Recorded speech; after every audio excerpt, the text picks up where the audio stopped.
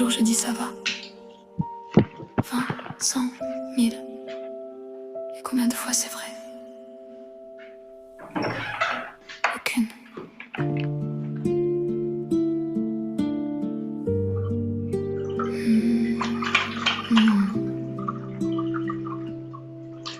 Le matin, dans le miroir, je murmure, ça va aller, comme une prière à laquelle je ne crois plus. Dans le bus, un visage que je connais à peine me lance, ça va. Je réponds, et toi? À midi, ma mère m'appelle, sa voix tremble un peu. Je dis, tout va bien maman, ne t'inquiète pas pour moi. Je raccroche, je m'allume une cigarette, mes mains tremblent. Mais je continue à mentir, le mensonge est devenu ma langue maternelle. Je le parle si bien que j'y crois moi-même parfois.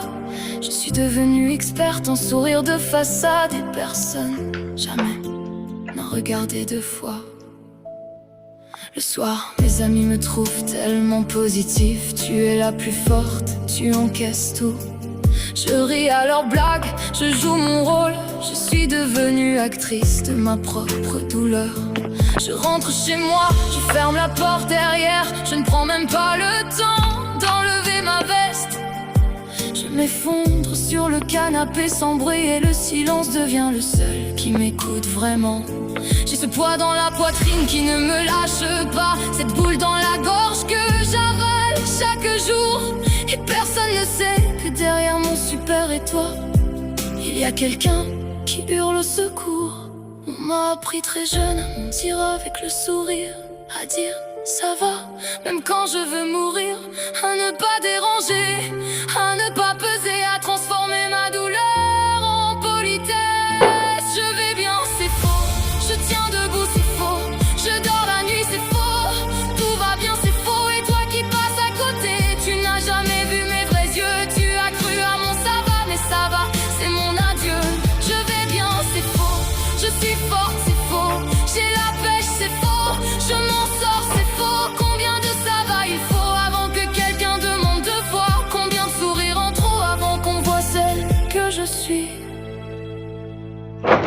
Personne ne voit les nuits que je ne dors pas, les yeux gonflés que je cache sous le maquillage, les pleurs dans la douche pour qu'on n'entende pas, le téléphone que je fixe en espérant un message. Personne ne sait que j'ai des conversations entières avec moi-même dans le silence de mon salon, que parfois je parle au mur juste pour ne pas oublier le son de ma propre voix, ma vraie voix. J'ai construit une maison de masques et de mensonges si solide que je n'arrive plus à en sortir. J'ai voulu protéger les autres de ma souffrance et maintenant c'est moi que je n'arrive plus à atteindre. On m'a appris très jeune à porter mon armure, à ne montrer que la version que les autres préfèrent, à sourire quand je voulais m'effondrer, à dire ça va comme un acte de survie. Je vais bien, c'est faux, je tiens debout, c'est faux, je dors la nuit, c'est faux,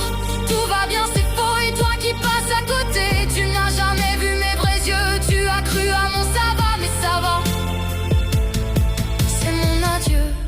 Si un jour je te dis ça va pas, ne réponds pas, ça va passer, ne dis pas tu vas t'en sortir, ne change pas de sujet. Demande-moi ce qui se passe, vraiment regarde-moi, reste avec moi en silence si je n'arrive pas à parler. Parce que ce ça va pas, ça m'aura pris 10 ans à oser le dire. Et derrière ces trois mots, il y aura toute ma vie à mentir, toute ma vie à sourire, toute ma vie à porter ce poids que personne n'a vu. Je vais bien, c'est faux, mais ce soir je le dis, je vais mal, c'est vrai, c'est déjà une victoire. Si tu m'écoutes ce soir, si quelque chose en toi résonne, n'attends pas 10 ans comme moi pour dire enfin que tu souffres. Je vais bien, c'était faux, je vais mal, c'est mieux, au moins maintenant c'est vrai,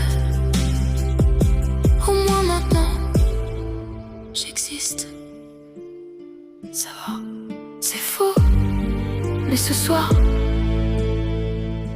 c'est la dernière fois. je le dis.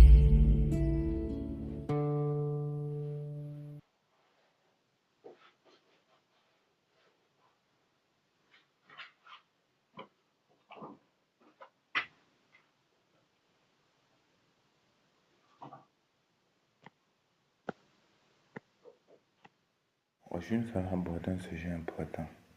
Il s'agit de l'hypocrisie de la santé mentale. Aujourd'hui, beaucoup de personnes n'arrivent pas à exprimer ce qu'ils ressentent réellement.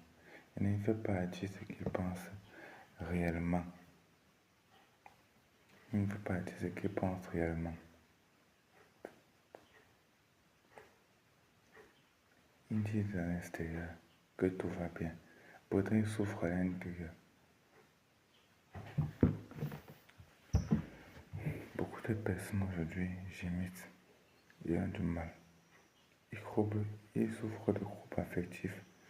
Ils n'arrivent pas à déclarer cela ouvertement. Pourquoi? Parce qu'ils ont peur des reprimandes.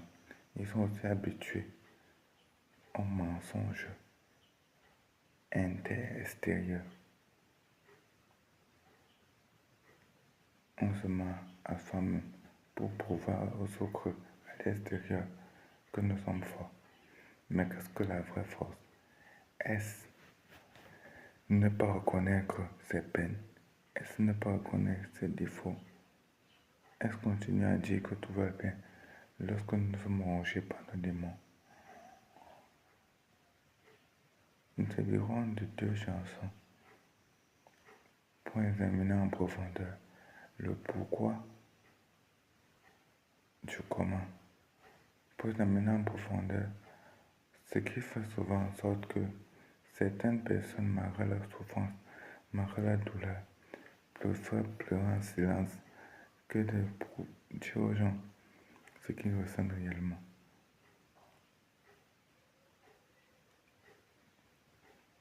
On se fait chaque chanson et après commenter ces chansons.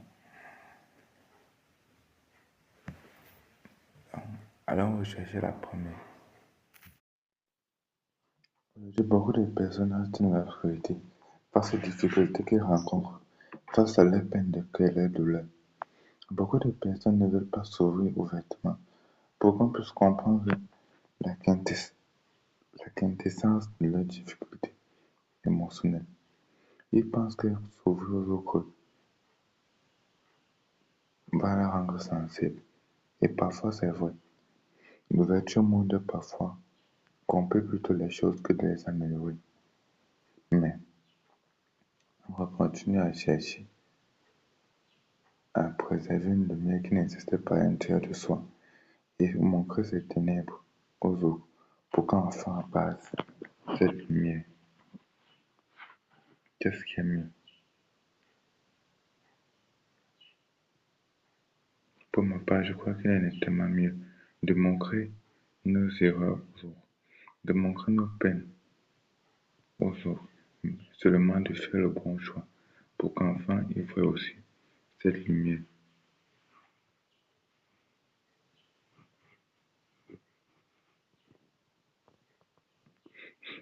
Dans cette vidéo, nous verrons la nécessité.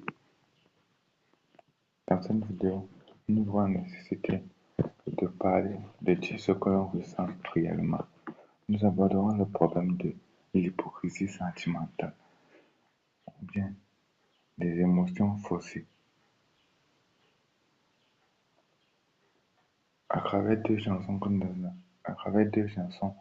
nous analyserons l'une après l'autre, afin de voir le problème qui se cache souvent derrière le fait de ne pas vouloir dire ce qu'on ressent réellement. Nous allons aussi voir quelques astuces pour pouvoir être véridique sur le plan sentimental, sans toutefois laisser les autres nous influencer négativement.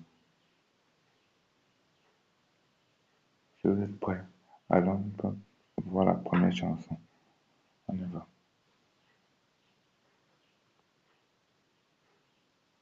Et durant chaque partie, nous allons mettre la pause, des pauses. «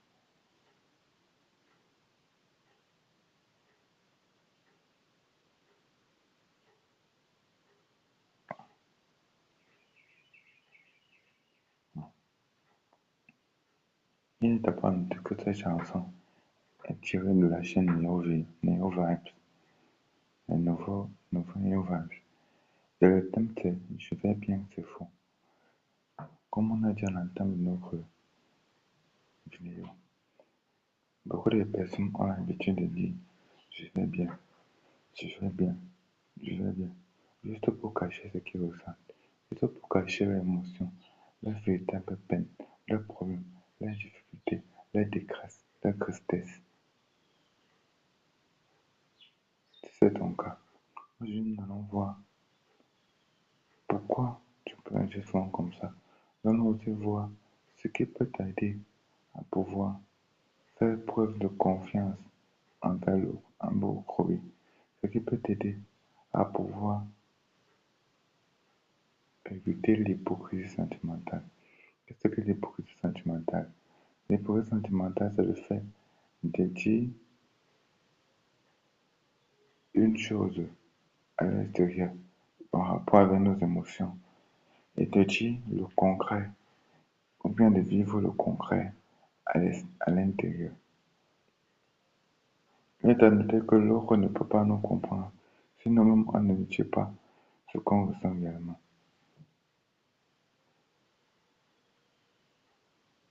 En fait, l'autre est un peu comme un médecin pour nous. Si on ne dit pas complètement tout ce que l'on sent, si on ne dit pas complètement tout ce que l'on ressent, un médecin, il sera difficile pour lui de nous soigner. En prenant le vif du sujet, en décryptant ces chansons,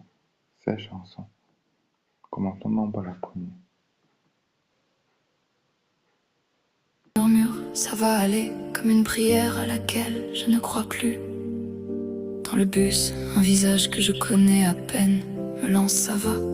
Je réponds, et toi? À midi, ma mère m'appelle, sa voix tremble un peu. Je dis, tout va bien maman, ne t'inquiète pas pour moi. Je raccroche, je m'allume une cigarette, mes mains tremblent. Combien de fois par jour je dis ça va? 20, 100, 1000. Et combien de fois c'est vrai? Aucune.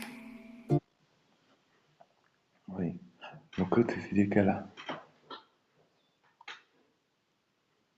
qu'elle passe à temps à dire ça va, mais aucune des fois c'est vrai. Pourquoi?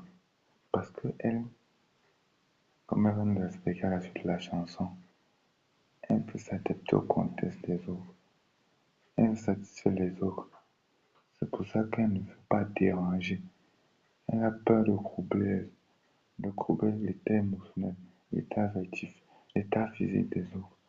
C'est pour ça qu'elle est prête à cacher sa tristesse profonde et à continuer à dépérir. Peut-être aussi c'est ton cas.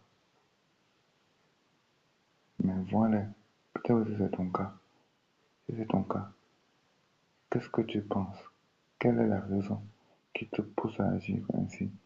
Est-ce parce que tu es timide? Est-ce parce que tu as peur des railleries? Est-ce parce que tu as peur des moqueries? Réfléchis sérieusement. Pourquoi tu as peur de dire ce que tu ressens réellement? Au secours.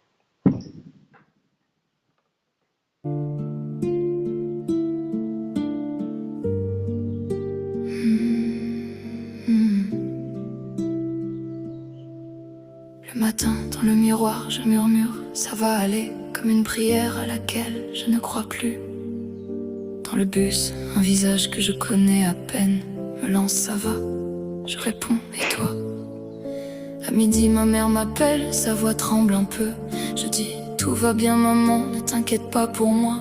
Je raccroche, je m'allume une cigarette, mes mains tremblent. Mais je continue à mentir, le mensonge est devenu ma langue maternelle. Je le parle si bien que j'y crois moi-même parfois.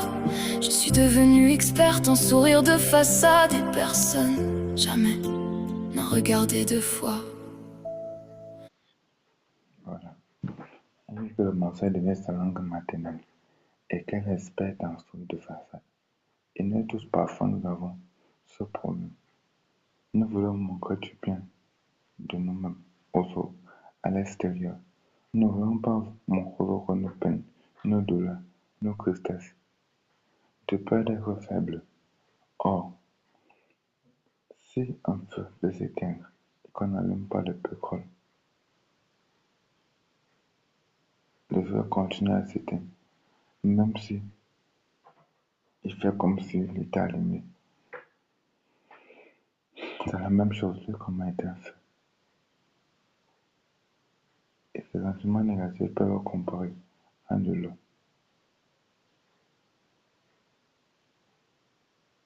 Si on verse un peu d'eau sur du pétrole, du feu, et après on ajoute du pétrole, le pétrole va rehausser ce feu. Le feu va grandir, le feu va augmenter. C'est la même chose. Si cette eau qu'on a versée, c'est cette eau qui est apparue à nous,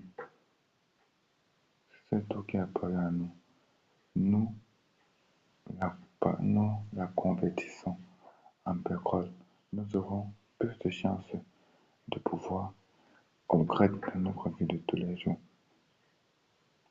Il faut donc cesser de croire que tout va bien lorsque tout ne va pas bien, lorsque tout va mal. Il faut arrêter de se mentir soi-même, car la guérison émotionnelle commence d'abord par la sincérité émotionnelle. Le fait de dire sincèrement ce que l'on pense, ce que l'on ressent, ce que l'on croit et ce que l'on dit. L'image que j'ai, que l'on dit.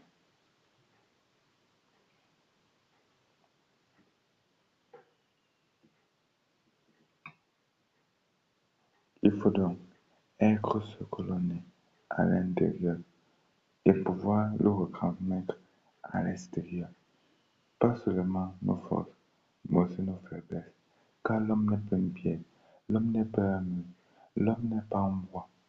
C'est un être avec des émotions, un être ayant un cerveau à double face, un cerveau préfrontal,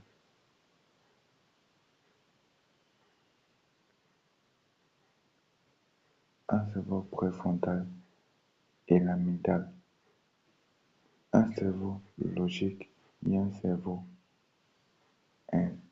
instinctif lié à nos émotions et à nos sentiments. L'homme a un cœur qui est là pour ressentir des émotions et tout ça est lié à nos sens. Il est important donc pour avoir une bonne santé physique d'avoir une bonne santé émotionnelle. Et pour avoir une bonne santé émotionnelle, il est important d'être véridique sur le plan de ses émotions. Continuons dans ce que ensemble. Et même avec soi-même, car la vérité commence à l'intérieur et s'en déduit à l'extérieur. Le soir, mes amis me trouvent tellement positif. Tu es la plus forte, tu encaisses tout. Je ris à leurs blagues, je joue mon rôle. Je suis devenue actrice de ma propre douleur. Je rentre chez moi, je ferme la porte derrière. Je ne prends même pas le temps d'enlever ma veste.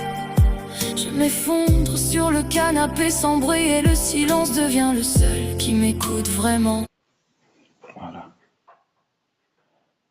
Et à force, la société nous a montré qu'un vrai homme ne plaît pas, qu'une vraie femme est celle qui reste solide dans les épreuves. Ce qui fait qu'on est obligé de parfois mentir à propos de nos émotions. On est obligé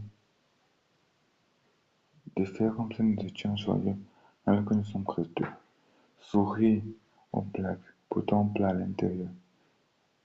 Ce n'est que normal pour elle. Elle ne peut pas comprendre ce que l'on ressent réellement. Le but ici là, ce n'est pas de passer le temps à se plaindre, non. Mais durant les moments de fracas intense, que fait ronger à l'intérieur, se ronger à l'intérieur, au point de vouloir mettre fin à sa vie, ou bien parler aux vêtements et se libérer de cette proie qui nous habite. Je pense bien qu'il faut parler aux vêtements afin de se libérer de ce proie qui nous habite.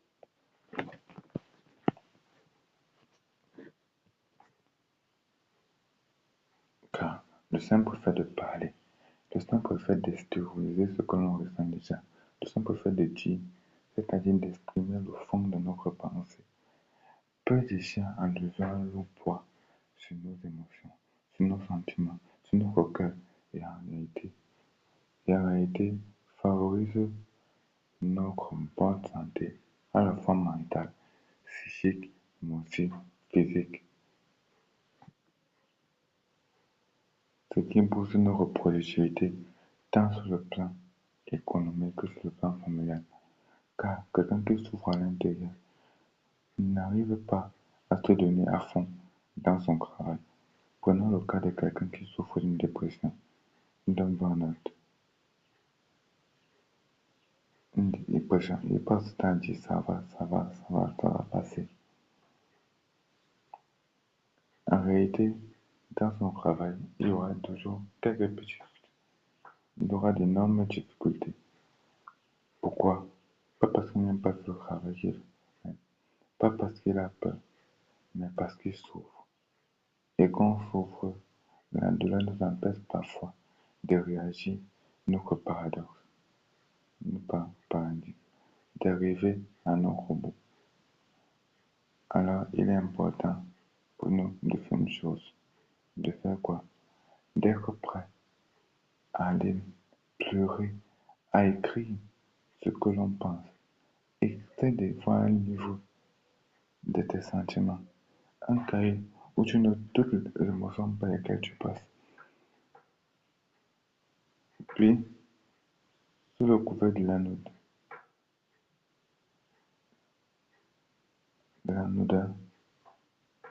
essaie un peu de publier ou bien de mettre en statut quelques-unes de ces paroles et de voir comment les gens vont réagir à ce propos.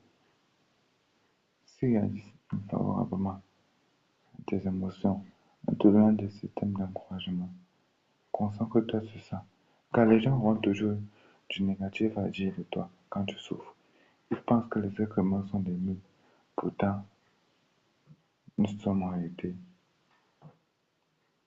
rien que ce que nous faisons et ce que la société, elle, veut que nous soyons.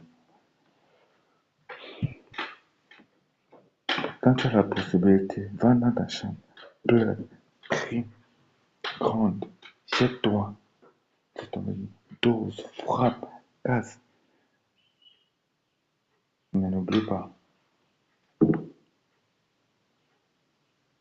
le plus important, c'est que tu arrives à sortir de ces ténèbres et par la bonne voie, la voie paisible et pas la voie violente.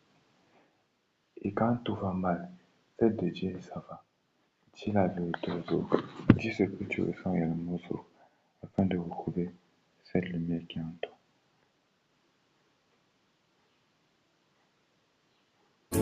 J'ai ce poids dans la poitrine qui ne me lâche pas, cette boule dans la gorge que j'avale chaque jour. Et personne ne sait que derrière mon super étoile, il y a quelqu'un qui hurle au secours. On m'a appris très jeune à mentir avec le sourire, à dire ça va, même quand je veux mourir, à ne pas déranger, à ne pas peser, à transformer ma douleur en politesse.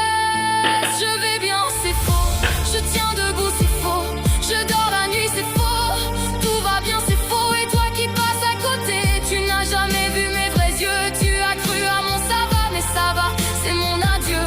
Je vais bien, c'est faux, je suis forte, c'est faux, j'ai la pêche, c'est faux, je m'en sors, c'est faux. Combien de ça va il faut avant que quelqu'un demande deux fois? Combien de sourires en trop avant qu'on voit celle que je suis? Et en réalité, on nous a appris très jeune qu'un homme ne pleure pas, qu'une femme doit être solide. Mais est-ce réellement ça qui nous aide à finir bon dans les jours mauvais? Est-ce vraiment le fait de cacher nos émotions qui nous aide à rester fermes lorsque nous sommes éprouvés? Si l'homme, un homme parfait, l'homme le plus connu du monde, de tous les siècles, a été prêt à pleurer, qui sommes-nous pour ne pas pleurer? Qui sommes-nous pour ne pas nous ouvrir? Qui sommes-nous pour ne pas exprimer en réalité ce que nous ressentons? Qui sommes-nous pour ne pas couler les larmes quand nous voyons sur cette photo cette femme qui pleure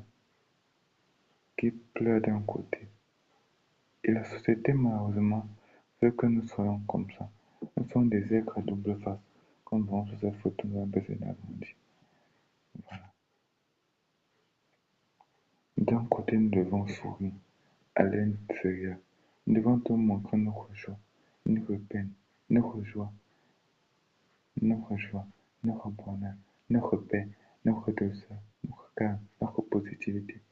Ne jamais montrer nos ténèbres, nos peines, nos souffrances, nos douleurs, nos tristesses. Pourtant, l'homme n'est pas fait que de lumière. L'homme est une ombre lumineuse, remplie de tares, remplie de défauts, remplie de douleurs. Mais le plus important, ce n'est pas ce qu'on a. Le plus important, c'est comment convertir ces émotions, comment convertir cette santé mentale fragile à une santé antifragile. Une santé antifragile qui nous permet de nous améliorer chaque jour, de faire ressortir le bon en nous, de transformer nos ténèbres en lumière et de pouvoir éclairer en nos creux les autres pour que nous tous nous puissions avoir une santé mentale, pas de fait, mais une santé mentale qui chaque jour s'améliore pour devenir une meilleure, pour que nous soyons en paix avec nous-mêmes. Il faut donc cesser d'apprendre aux enfants à mentir sur le promotionnel, mais plutôt leur dire, si tu veux pleurer, vas-y, pleure. Si tu veux me dire ce que tu ressens, vas-y, dis-moi, car je ne te condamnerai pas. Car la plupart des personnes aujourd'hui ont peur de la condamnation de la société. Car la société s'est fait une image fixée de chaque personne, une image figée qui ne quitte pas. Pourtant, l'homme est ondoyant et divergent.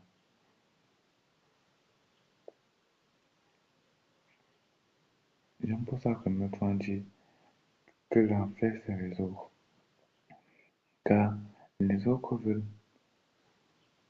nous dénigrer par ce que nous sommes réellement. Les autres pensent que pleurer, crier, gronder révèle en réalité notre faiblesse. Mais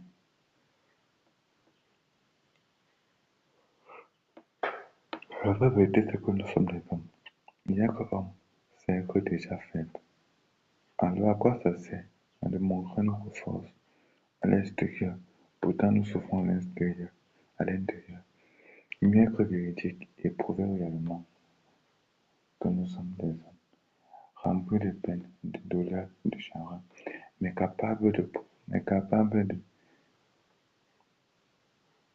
mais capables d'exister, capables d'être soi-même, capables de transformer ce noir qui nous habite, ces sentiments négatifs qui nous habitent, en une lumière profonde qui éclaire la société.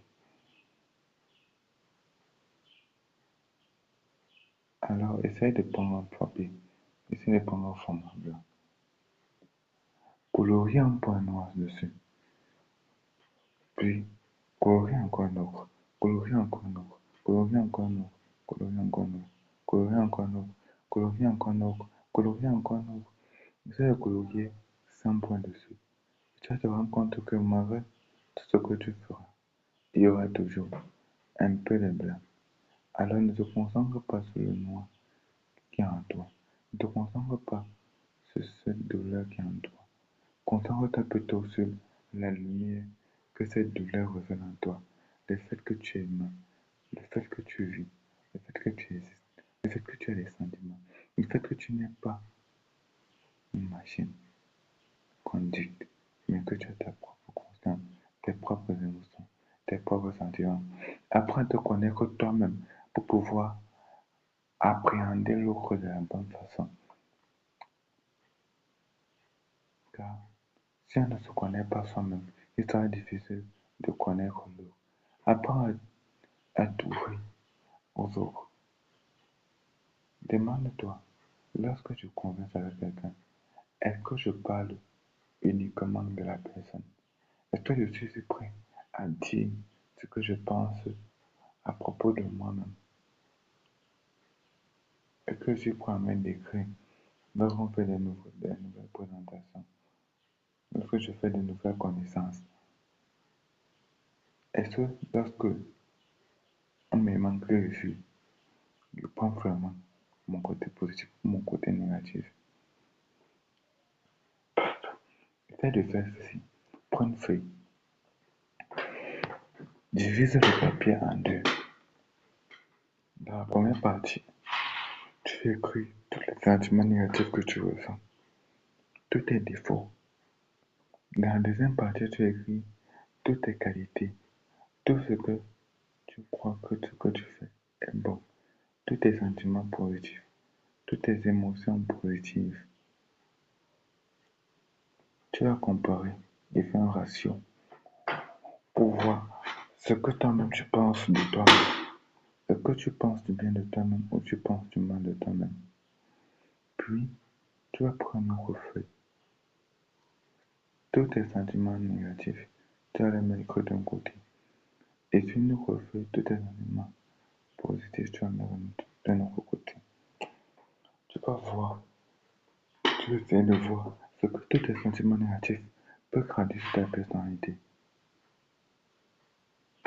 Par exemple, si tu es quelqu'un qui aime rester dans l'ombre, sûrement ce sentiment négatif que tu penses, un sentiment d'infériorité, peut révéler en fait que tu es quelqu'un d'ombre, qui aime travailler, mais pas dans le but d'être vu, mais dans le but d'aider son prochain.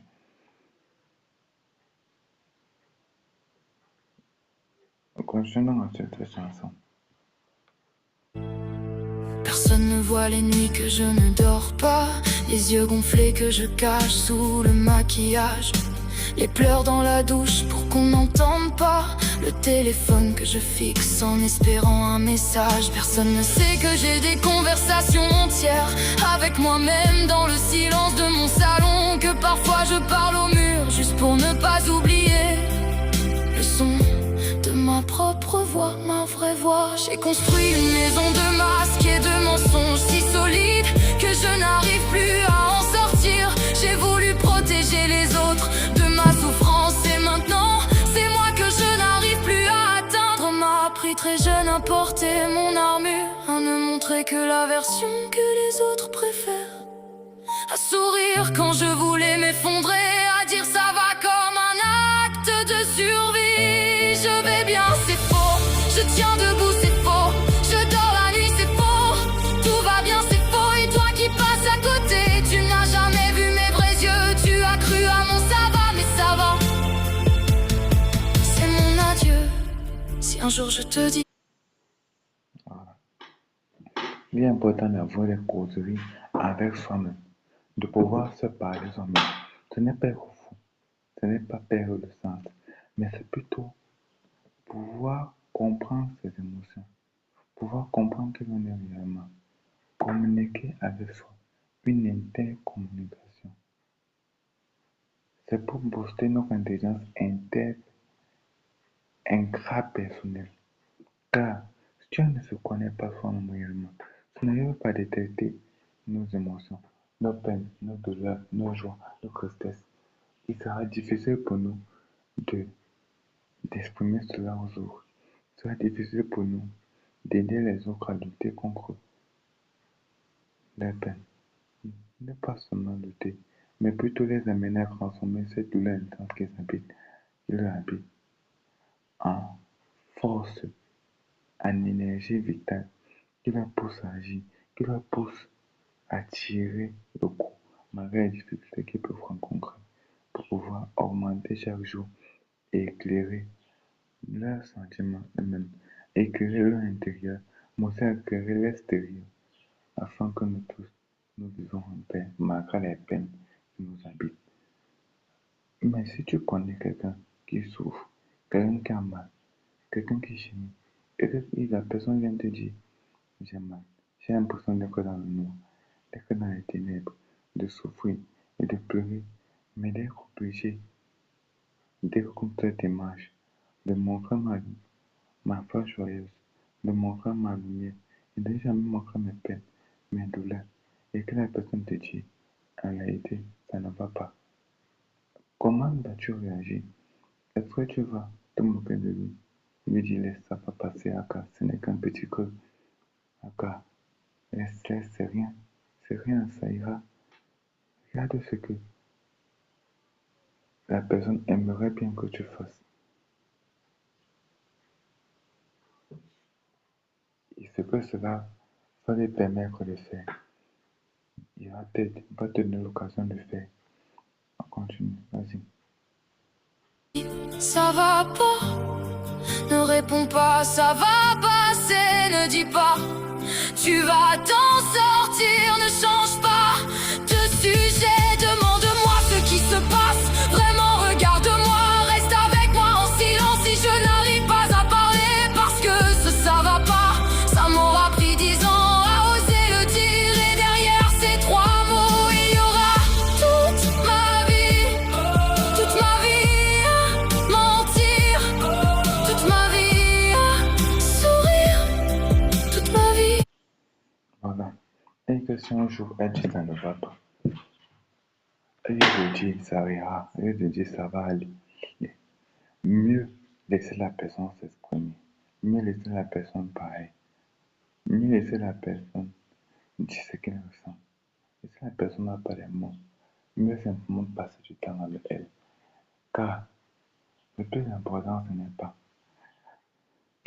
être solide ou bien être rigide. Le plus important, c'est de développer l'antifragilité. Être capable de tomber, mais de se relever encore plus mieux. Car l'homme n'est pas mieux. Et le mieux même s'effondre parfois. Mais les hommes le rebâtissent. Encore moins être mieux. Il faut être prêt à écouter celui qui pense mal de lui. Être prêt à écouter celui qui peine, celui qui souffre, celui qui est resté. Car c'est ça la vraie guérison.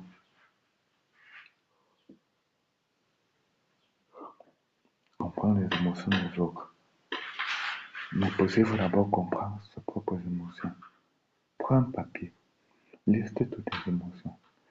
Vous êtes dans une conversation franche avec les personnes que tu sais qui souffrent de la même chose. Liste aussi les émotions et réfléchis comment tu peux les aider. Une simple écoute, une simple parole, des larmes d'écho, des larmes collaboratives peuvent amener la personne à comprendre qu'il n'est pas seul, qu'il y a beaucoup de personnes qui souffrent aussi comme lui du même problème. Alors tu auras résolu un grand problème sans te rendre compte et tu vas permettre à la personne de booster sa productivité. Mais ton état émotionnel fragile et de développer son antifragilité petit à petit. Donc, le plus important n'est pas de tomber, mais de pouvoir se relever encore meilleur, encore plus brillant que chaque jour. Tenez donc, elle devrait donc être une honte que de cacher nos émotions aux autres. Mais il est important de savoir qui les révéler, car si on révèle nos émotions à une mauvaise personne, ils pourront prendre cela pour pouvoir nous anéantir, nous affaiblir encore plus. Alors, quand tu veux parler de ce que tu ressens réellement, essaie de faire le cri. Pose-toi 3 questions. La critique du questionnement émotionnel. À qui je veux parler? Pourquoi je veux parler à la personne? Me comprendra-t-il réellement? Mais et ce, même s'il n'a pas vécu ce que je ressens. Et on peut m'ajouter des questions bonus, comme que fera-t-il avec mes propos? Est-ce quelqu'un qui est capable de me calomnier derrière mon dos? Est-ce que je connais la personne réellement? Car on ne confie pas un secret intense à l'homme de la rue qui peut nous détruire sans remords et ce pour rien. Finissons donc de suivre cette chanson. Apporter ce poids que personne n'a vu. Je vais bien, c'est faux, mais ce soir je le dis. Je vais mal, c'est vrai, c'est déjà une victoire. Si tu m'écoutes ce soir, si quelque chose en toi résonne, n'attends pas 10 ans comme moi pour dire enfin que tu souffres. Je vais bien, c'était faux. Je vais mal, c'est mieux. Au moins maintenant c'est vrai. Au moins maintenant j'existe. Ça va, c'est faux, mais ce soir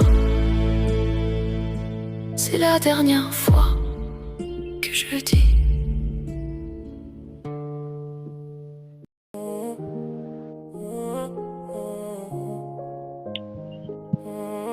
On dit ça ira, mais c'est pas.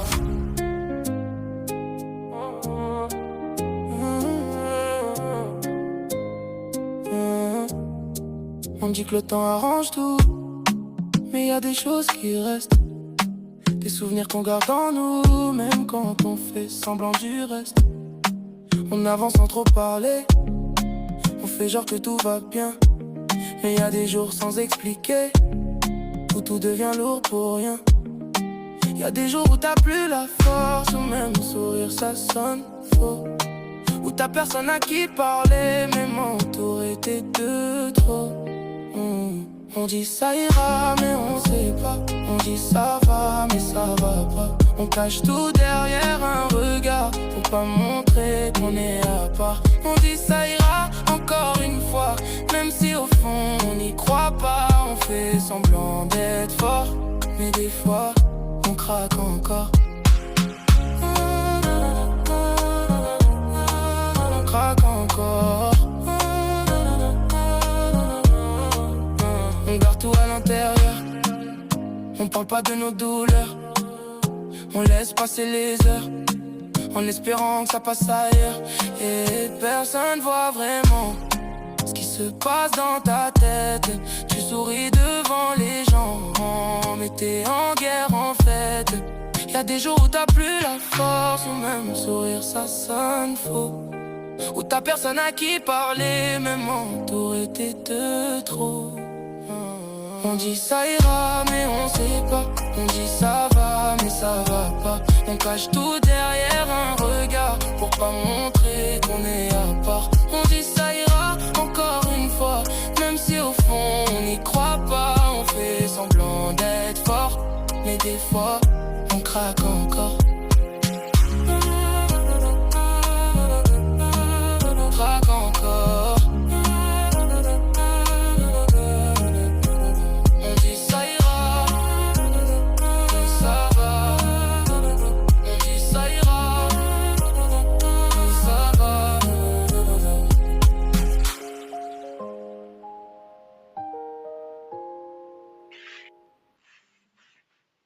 Waouh, waouh, quel son, très inspirant. Ce son a été, nous montre le mensonge de beaucoup de personnes. Beaucoup de personnes cachent leur malheur par le sourire. Ils ne veulent pas dire la vérité.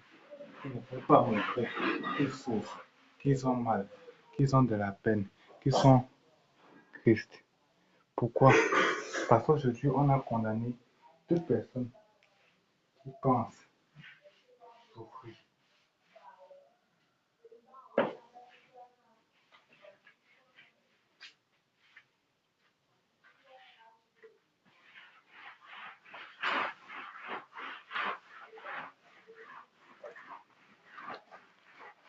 Vraiment un peu.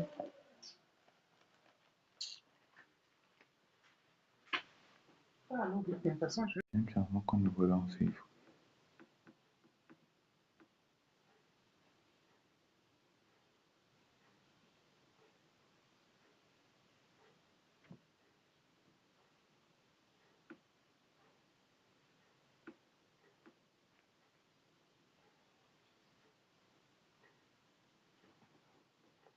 Ça ira.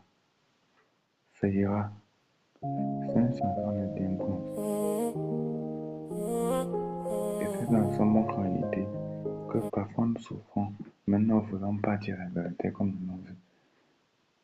Alors, est-ce nécessaire de dire ce que l'on ressent réellement? Est-ce nécessaire de s'exprimer sur nos émotions? Quand nous verrons notre vidéo de cette chanson que nous essaierons d'analyser.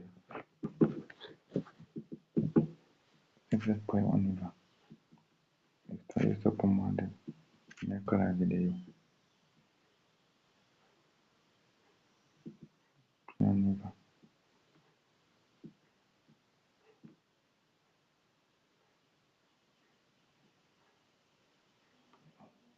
On dit ça ira, mais c'est pas.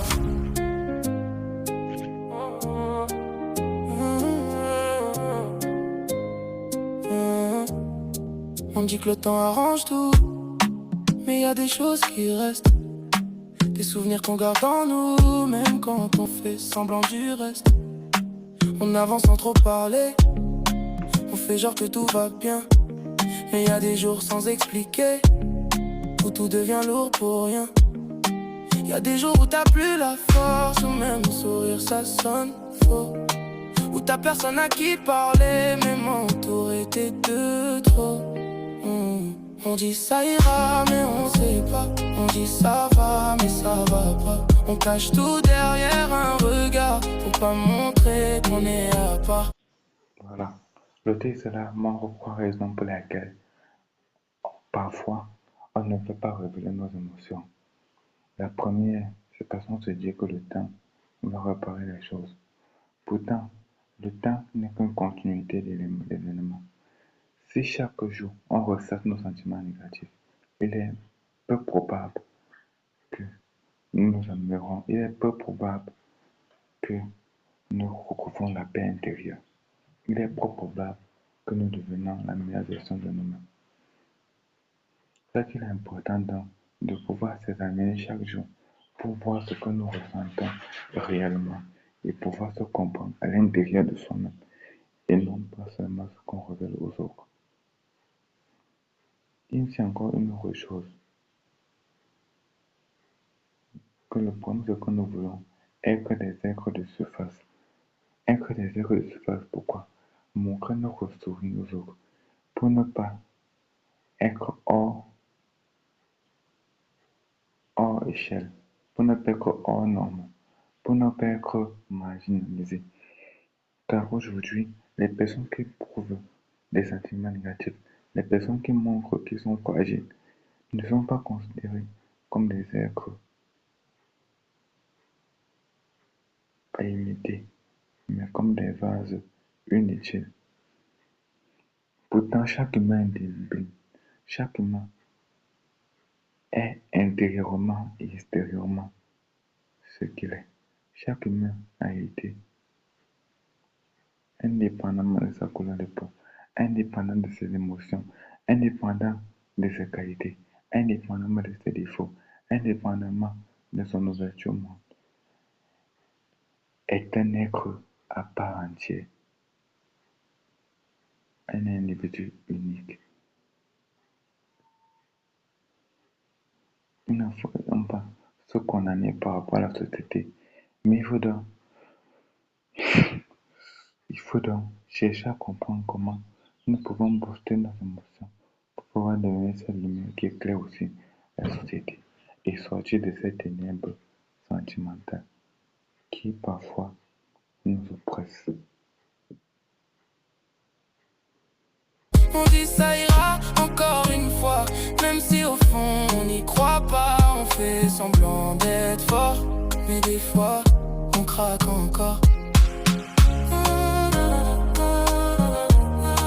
On craque encore. On garde tout à l'intérieur, on parle pas de nos douleurs.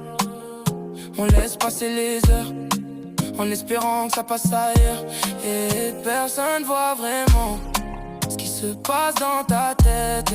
Tu souris devant les gens, mais t'es en guerre en fait. Y'a des jours où t'as plus la force. En réalité, personne ne peut voir. Peut-être que les gens ne peuvent pas lire dans nos requins si nous n'exprimons pas ce que nous ressentons. Si tu as peur de parler aux autres, Rappelle-toi que même si la société te condamne, il y a des spécialistes de la santé mentale. Pourquoi ne pas rencontrer un psychologue, un psychothérapeute? Pourquoi ne pas rencontrer un psychiatre? Pourquoi ne pas rencontrer un psychanalyste? Pourquoi ne pas rencontrer un conseiller d'orientation? Pourquoi ne pas rencontrer un médecin et exprimer ce que l'on ressent, en te rappelant que ces derniers ont le devoir de confidentialité professionnelle et aussi, tout comme tes enseignants ont ce devoir. Si tu élèves, si tu viens même à la maison, pourquoi ne pas rencontrer tes parents et leur dire réellement ce que tu ressens? Si tu as peur de leur réaction, fais-leur un courrier et vois à quel point ils peuvent t'aimer. Si tu as des parents qui ne prennent pas soin de toi, réfléchis, crée dans tes connaissances des personnes sincères, des personnes vraies, des personnes dignes, qui sont capables de te comprendre et de pouvoir t'aider à surmonter les difficultés que tu rencontres et de te lever encore plus fort, plus grand et plus mieux.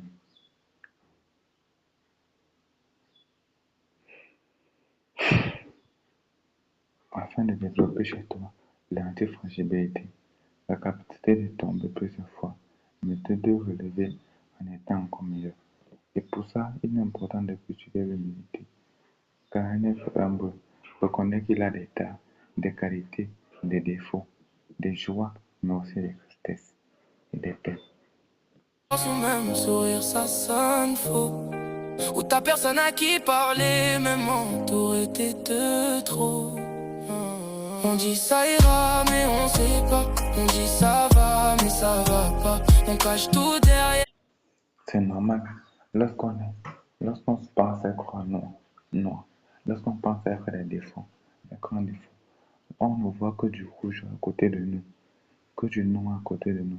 On se focalise sur les émotions négatives des autres. On se focalise sur les défauts des autres, que de se focaliser sur leur vert, que de se focaliser sur leur blancheur. D'ailleurs, Camille d'abord dit aussi que la couleur noire est un défaut, que la couleur noire c'est signe de l'obscurité. En aucun cas, la couleur noire est signe de l'obscurité. L'obscurité découle du manque de lumière. Or, le noir en lui-même produit de la lumière et recrée la beauté.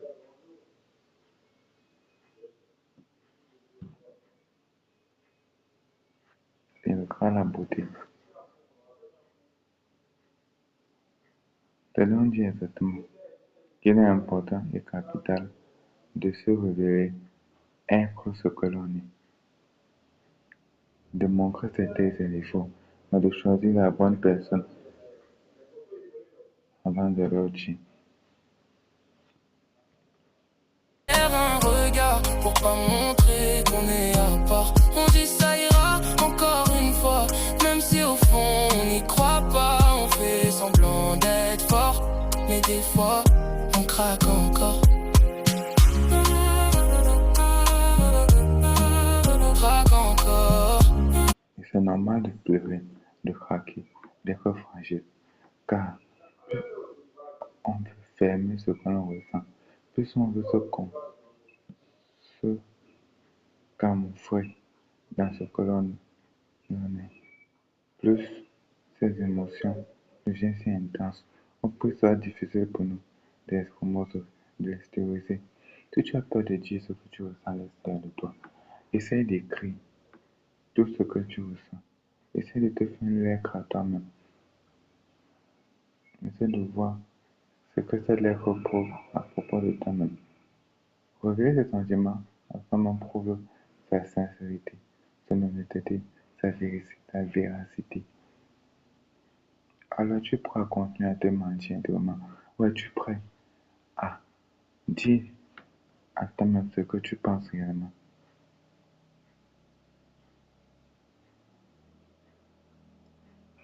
Es-tu prêt à continuer à faire semblant de sourire à l'extérieur, pourtant tu souffres à l'intérieur? Ou es-tu prêt à dire réellement ce que tu ressens?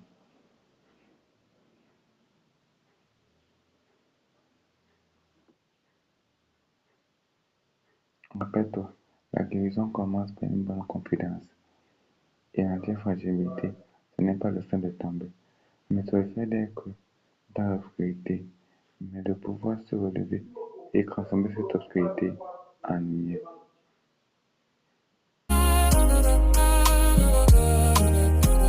On dit ça ira, ça va. On dit ça ira, ça va.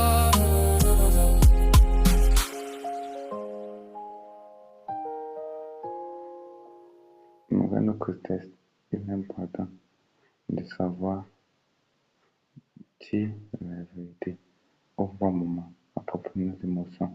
Comme nous l'avons vu dans ces deux chansons, il est capital de pouvoir exprimer ce qu'on ressent, mais de choisir les bonnes personnes, de choisir quand parler et quand se taire à ce propos. Et ce qu'on n'arrive pas à faire aux autres, à notre entourage, on peut rencontrer des spécialistes qui vont nous donner des idées, qui vont nous donner des conseils pratiques pour pouvoir développer l'antifragilité, pour pouvoir remédier à ces émotions négatives qui nous accaparent, pour pouvoir devenir la meilleure version de nous dans tout ce que nous faisons. Il faut savoir le courage de parler à soi-même, le courage de s'écrire des lettres pour pouvoir comprendre réellement que nous sommes. Nous avons vu l'importance de positiver, de voir nos défauts comme des futures qualités, de voir nos faiblesses comme des futurs points forts, de voir nos manquements comme des futurs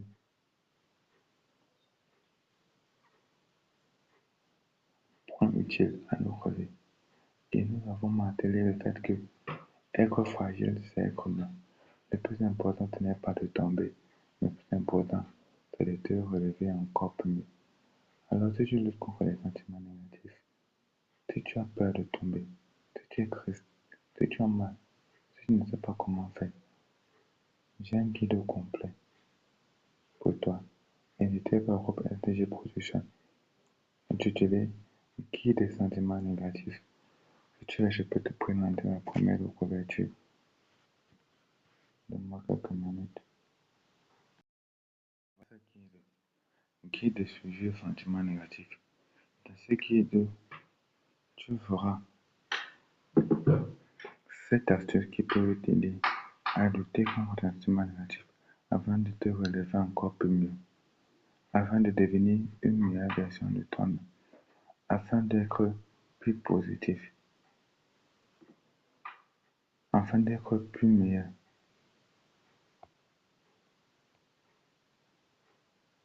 Tu verras l'importance d'identifier tes sentiments négatifs, de tout analyser, d'accepter ce que tu ressens et non de rejeter tes sentiments, de transformer en énergie, de penser à soi-même, c'est-à-dire de nourrir avant de nourrir l'autre, afin de rester positif malgré tes souffrances, d'impacter positivement ton environnement pour que les retours positifs de ton environnement puissent t'amener à rester joyeux dans la tristesse. Tu verras un peu aussi l'importance de te remémorer du positif afin de continuer à être la meilleure version de toi. Je mettrai aussi la description. Je mettrai aussi en description le lien où tu peux trouver ce fichier en bas de la vidéo.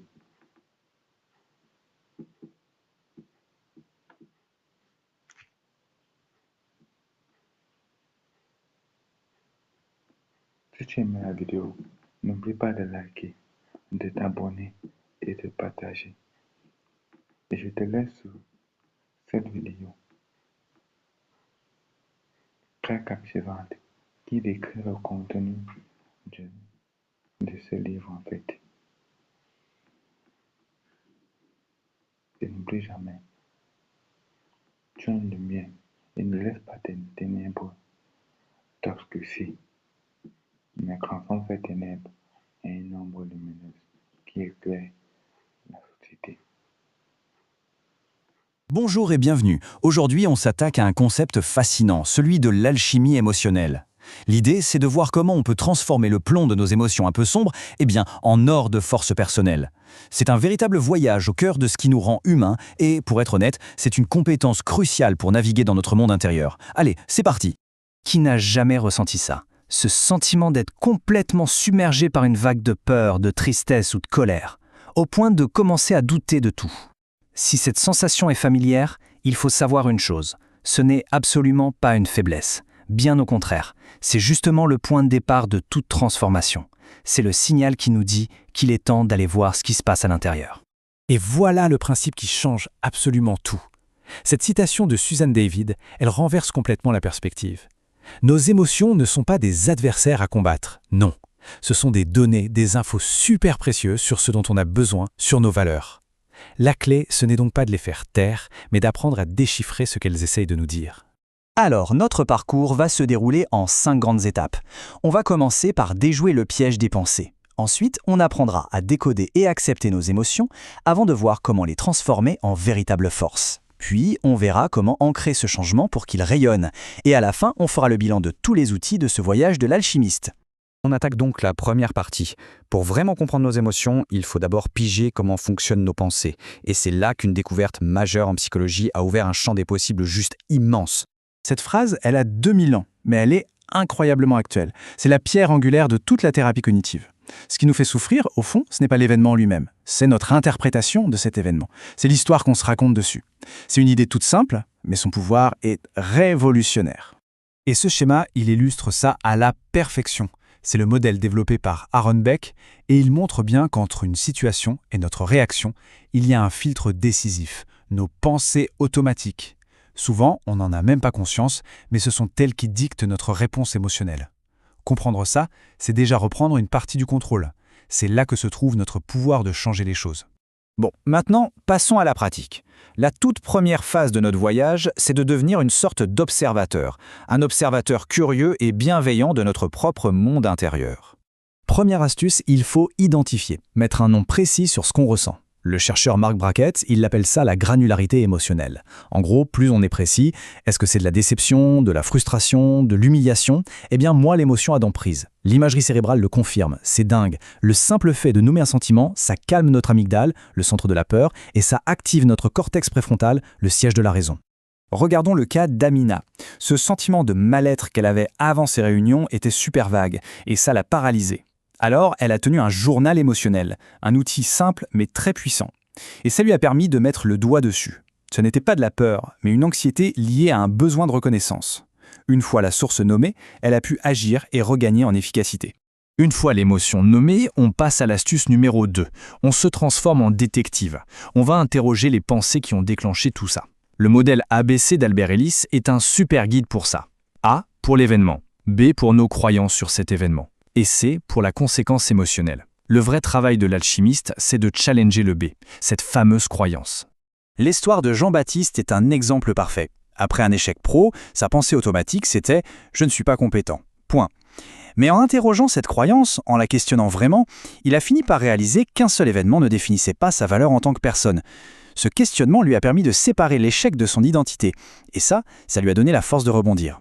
Et ça, c'est l'outil concret pour appliquer cette technique, le compte-rendu des pensées. C'est une méthode super structurée pour mettre nos pensées à l'épreuve des faits. On décrit la situation, on note l'émotion, on identifie la pensée, mais le point crucial, c'est de lister de manière objective l'épreuve pour cette pensée et l'épreuve contre. Ça nous force à trouver une conclusion plus nuancée et surtout plus réaliste. La troisième astuce, elle peut sembler un peu contre-intuitive. Il s'agit d'accepter. La thérapie d'acceptation et d'engagement nous apprend que se battre contre une émotion, ça ne fait que la rendre plus forte. Accepter, attention, ce n'est pas se résigner, c'est un acte de courage. C'est laisser l'émotion être là, sans la juger, un peu comme on observerait un nuage passer dans le ciel. Cette citation de Jung, elle résume tout parfaitement. En arrêtant de se battre contre soi-même, on libère une énergie folle. Et c'est dans cet espace de non-résistance que l'émotion peut enfin livrer son message, se dissiper ou même se transformer. Ok, on quitte maintenant la phase de l'observateur pour entrer dans celle de l'acteur. Là, il ne s'agit plus seulement de comprendre ce qui se passe, mais bien d'agir et de se renforcer de l'intérieur. Astuce numéro 4, transformer ses émotions en carburant. La chercheuse Kelly McGonigal a montré que les gens qui voient le stress non pas comme une menace, mais comme une source d'énergie, sont beaucoup plus résilients.